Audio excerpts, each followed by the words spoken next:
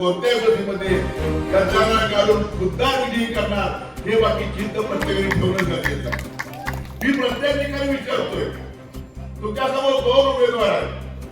तिसऱ्या उमेदवार मी बोलत नाही, त्या तिसऱ्या उमेदवार काय पुण्यातील लोक बोलतील, परंतु जी लोक जी शेतकऱ्याचा नेता स्वतःला समजतात त्यांच्यावर मला एक प्रश्न विचारायचा, त्यांच्यावर शंका पडायचं. मातोश्रीमध्ये मी 2-3 दिवस गेला होता, 2-3 वेळा गटाला उद्धव साहेबांना गेला होता आणि ते म्हणतात की उद्धव साहेबांनी 5 शब्द फिरवला म्हणून. उद्धव साहेब आणि बाळासाहेब कधी शब्द फिरवत नाही. एकदा शब्द दिला की शब्द असतो. खोटं बोलून आमच्या नेत्याची बदनामी करू नका. तुम्ही आतापर्यंत आम्हाला फसवलेला, उद्धव साहेबांनी कुणाला फसवलेलं नाहीये.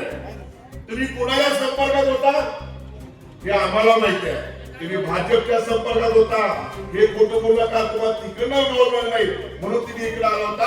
ही मंडळी भाजपच्या संपर्कात होती आणि शेतकऱ्यांची कारवाई स्वतः येतात. ते ज्या लोकांनी देश बुडवला, त्या देशाने ज्या भाजपने देश लुटला ह्याच्याबरोबर ही मंडळी होते. तुम्ही विसरू नका मंडळी. मला बंधू भगिनी आणि मग तुमच्या आईच्यावर कोरोना होत होतो.